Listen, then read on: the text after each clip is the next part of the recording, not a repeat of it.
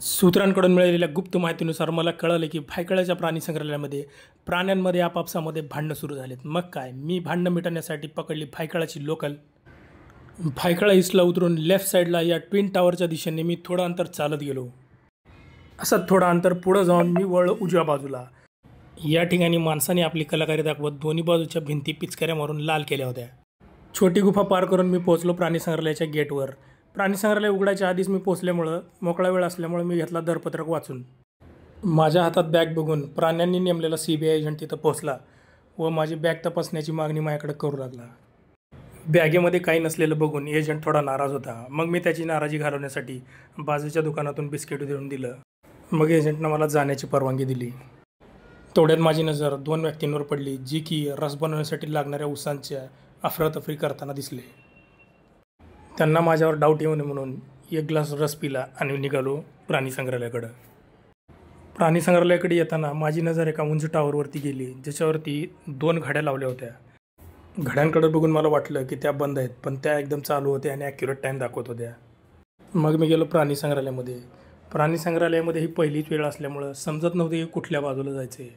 मग मी एक ट्रिक वापरली. जिकडं सगळं लोक जात आहेत त्या दिशेने मी निघालो. तेवढ्यात मला तिथं तिकीट काउंटर दिसलं. सुट्टीचा दिवस होता आणि तिकीट काउंटरवर बरीच गर्दी होती. मग तिकीट काढण्यासाठी तिथे मला तिकीट वेंडिंग मशीन दिसलं. मग मी तिकीट वेंडिंग मशीनमधून एक तिकीट काढून घेतलं.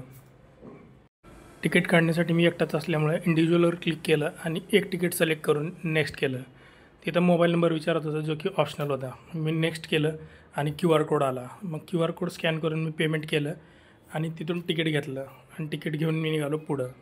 मला फसवण्यासाठी प्राण्यांनी आपले डुप्लिकेट बाहेर बसवून ठेवले होते, पण मी फसलो नाही आणि डायरेक्ट आत शिरलो. सकाळची वेळ असल्यामुळं वातावरण एकदम प्रसन्न होतं. माझी दिशाभूल करण्यासाठी सगळ्या प्राण्यांनी मिळून एक बोर्ड लावला होता आणि त्याच्यावर लिहिलं होतं या दिशेला. मग मी त्या भव्य उद्यानात चुकू नये म्हणून नकाशाचा फोटो काढून घेतला.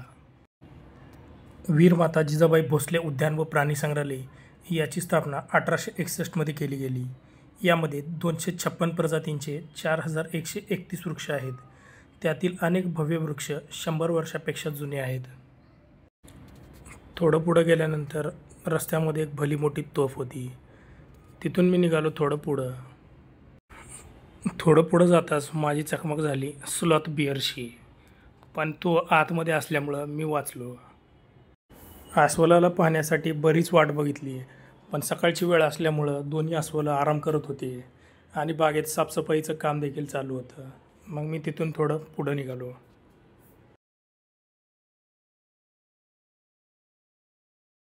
थोडं पुढं गेल्यानंतर मला 2 वाघ दिसले. एक वाघ दुसऱ्या वाघाला त्याच्या सकाळच्या क्रिया करताना डिस्टर्ब करत होता.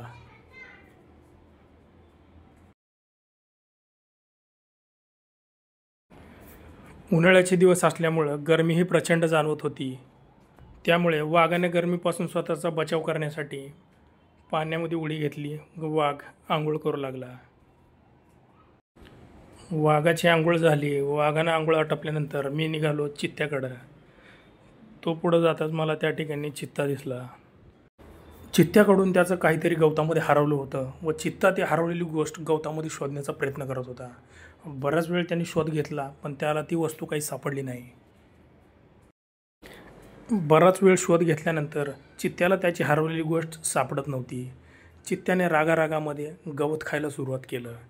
हे सगळं बघून माझ्या मनात एक डाऊट आला की चित्ता कोणाला तरी घाबरून तर गवत खात नसेल ना, किंवा त्याला जेवायला वगैरे तर दिलं नसेल ना. हा विचार करून मी तिथून निघालो थोडं पुढं गेल्यानंतर मला दिसलं चितळ, ज्यालाच की आपण स्पॉटेड डिअर असं म्हणतो. त्या ठिकाणी मला जाणवलं की काही लोक त्याचा चारा चोरण्याचा प्रयत्न करत आहेत. यांच्या गोष्टीवर मी बारीक लक्ष ठेवून बराच वेळ होतो. नंतर माझ्या लक्षात आलं की ते सुका चारा घेऊन जाऊन हिरवा चारा आणून देणार आहेत. मग मी तिथून निघालो पुढं. मला दिसलं सांबर. सकाळची वेळ असल्यामुळं सांबर देखील आंघोळ करत होते आणि त्यांच्या सोबतीला बरेचसे त्यांचे मित्र कावळे देखील होते. कावळे आणि सांबर दोघे मिळून एकत्रितपणे आंघोळीचा आनंद घेत होते. या ठिकाणी काही गडबड नसल्यामुळं मी तिथून निघालो पुढं. या ठिकाणी दिसलं मला रोज गार्डन,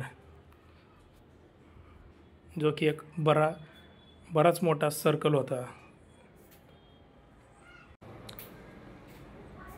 रोज गार्डनचा आनंद घेत असतानाच तेवढ्यात माझी नजर गेली पेंग्विन कक्षाकडे. मनामध्ये कुतूहलता होती की पेंग्विनची तर काही भांडणं लागली नसतील ना. मग मी ते कन्फर्म करण्यासाठी पेंग्विन कक्षाकडे रवाना झालो. पेंग्विन कक्षाकडे गेल्यानंतर आतमध्ये कसं जायचं हे समजत नव्हतं. तेथील एका गार्डने आम्हाला मार्गदर्शन केलं की तुम्ही या बाजूने जावा, त्या ठिकाणी तुम्हाला पेंग्विन बघायला भेटतील. मग गार्डच्या मार्गदर्शनाचं पालन करून आम्ही निघालो पेंग्विन कक्षाकडे, ज्याचं की नाव ह्युबॉल्ट पेंग्विन असं होतं. पेंग्विन कक्षाकडे गेलो तेवढ्यात मी बघितलं की 2 पेंग्विन कोपऱ्यामध्ये काहीतरी शोधत होते. बराच वेळ शोध घेतल्यानंतर ती गोष्ट काही त्यांना सापडली नाही. पेंग्विन हे थंड प्रदेशातील पक्षी आहेत, त्यांना गरमी सहन होत नाही. त्यामुळं पेंग्विन कक्षामध्ये सर्व बाजूला AC लावण्यात आलेला होता.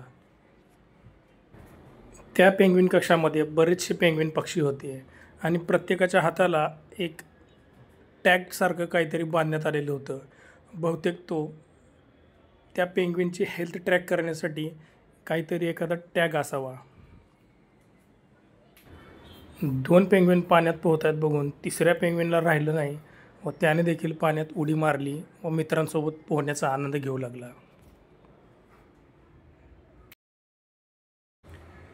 पेंग्विन पक्षी पोहण्याचा आनंद घेत होते. मग काय, तिथून बाळलो बाहेर आणि बाहेर येऊन हिरव्यागार वृक्षाच्या सावलीचा आनंद घेतला. या उद्यानामध्ये अनेक प्रकारची झाडं असल्यामुळं त्या झाडांना ओळखण्यासाठी प्रत्येक झाडावरती एक पाटी लावली होती की हे झाड कशाचं आहे. ते वाचवत वाचत मी पोचलो पक्ष्याच्या नंदनवन या ठिकाणी आणि सगळ्यात पहिला पक्षी बघितला तो होता धनेश. धनेश या पक्ष्याची चोच मोठी होती व त्याला खायला गाजर वगैरे दिलेलं होतं. धनेश पक्षाने माझ्या हातात मोबाईल बघताच तो म्हणला की माझा एक फोटो काढ. मग काय, धनेश पक्षाचा एक छान फोटो काढला व तिथून निघालो पुढं. थोडं पुढं गेल्यानंतर त्या ठिकाणी काही पक्ष्याचे फोटो लावले होते व त्यावर लिहिलं होतं की हे पक्षी पाळीव म्हणून तुम्ही त्यांना पाळू शकत नाही. ते वाचून मी निघालो पुढं. मला दिसलं सैन्यमकाऊ पोपट. सैन्यमकाऊ पोपट हे आकाराने मोठं होतं व कलरफुल होतं. ते देखील खाण्याचा आनंद घेत होता. थोडं पुढं गेल्यानंतर मला दिसलं राखाडी पोपट, ज्यालाच आफ्रिकन ग्रे पॅरट असं म्हणतात. त्या पोपटामध्ये आपापसामध्ये भांडणं लागली होती आणि ते आपापसामध्ये मिटवण्याचा प्रयत्न करत होते. मग मी काय, त्यांना एकांत दिला व निघालो पुढच्या पक्षाकडे. थोडं पुढं गेल्यास होता कॉकटेल नावाचा पक्षी, ज्यामध्ये 2 कलरचे पक्षी होते, एक पांढरा आणि दुसरा राखाडी कलरचा.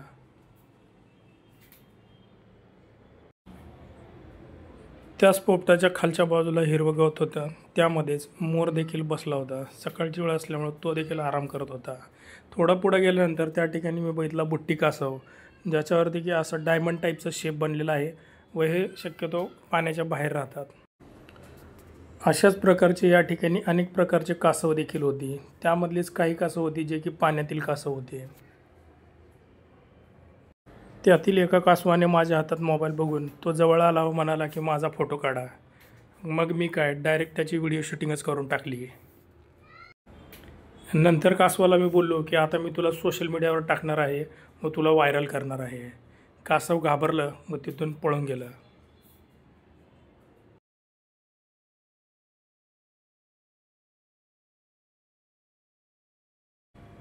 मगरींना कळालं होतं की मी प्राणी संग्रहालयात येणार आहे म्हणून.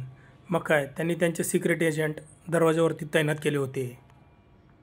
सिक्रेट एजंटची सिक्रेटपणे नजर चुकवून मी पोचलो आतमध्ये. मला बघताच मगर हे झोपल्याचं नाटक करू लागले, पण त्यांना माहीत नव्हतं की एजंट खूप खतरनाक आहे. एक मगरीचं पिल्लू मोठ्या मगरीच्या पाठीवर बसून इतर लोकांना एंटरटेन करत होतं. माझ्या हातातील मोबाईल बघून सुसरलाही त्याचा फोटो काढण्याचा मोह आवरला नाही. मग काय, ते पोज देण्यासाठी डायरेक्ट पाण्याच्या वरती येऊ लागलं. ॲलिगेटरचं फोटोशूट झाल्यानंतर माझ्या लक्षात आलं की तिथे एक लहान मुलगा होता व त्याचे मम्मी पप्पा त्याला सुसर दाखवत होते व घाबरवत होते. पण हल्लीचे मुलं हुशार असल्यामुळं त्या मुलाला माहीत होतं की ते सुसर काचाच्या पलीकडे आहे व ते मला काही करू शकत नाही. त्यामुळे ते जरासुद्धा त्याला घाबरत नव्हतं.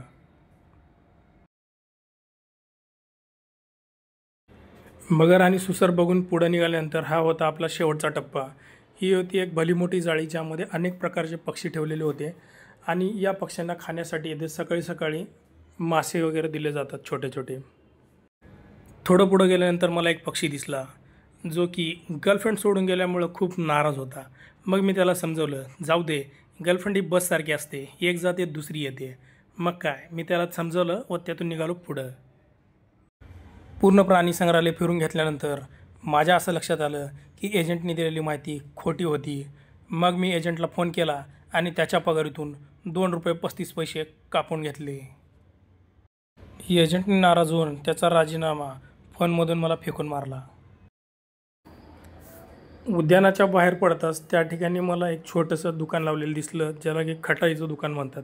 त्या ठिकाणी चिंच, आवळा, बोरं, कैरी वगैरे असं बऱ्याच प्रकारचे फळं होती. त्यातील एक फळ हे मला वेगळं दिसलं. हे मी आधी कधी खाल्लं नव्हतं. मी त्यांना विचारलं की याला काय म्हणतात. त्या आजीने सांगितलं की याला स्टार फ्रूट असं म्हणतात आणि हे आंबट गोड असं असतं.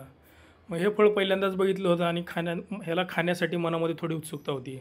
मग मी ते त्यांच्याकडून घेतलं आणि ते ट्राय केलं. तर मित्रांनो, व्हिडिओ जर तुम्हाला आवडला असेल तर व्हिडिओला लाईक करा आणि आपल्या चॅनलला सबस्क्राईब करा, जेणेकरून मी अशाच नवनवीन मोहीम तुमच्यासाठी करत राहीन व सिक्रेट माहिती तुम्हाला देत राहीन. चला तर मग भेटूया आणखी एका नवीन व्हिडिओसोबत. तोपर्यंत बाय बाय.